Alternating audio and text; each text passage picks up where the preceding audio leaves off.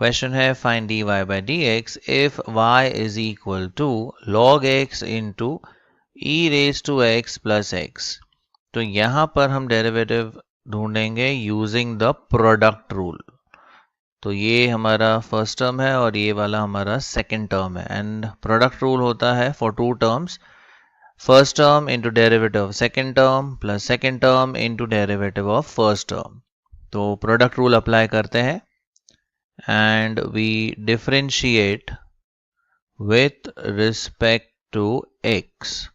So हमें मिलेगा dy by dx is equal to the first term मतलब log x into derivative of the second term मतलब e raised to x plus second term that is e raised to x plus x into derivative of log x.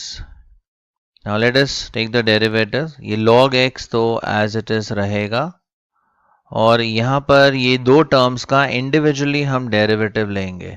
So derivative of e raise to x होता है e raise to x plus derivative of x is 1 plus, अब ये bracket as it is रहेगा, so e raised to x plus x into derivative of log x होता है 1 by x।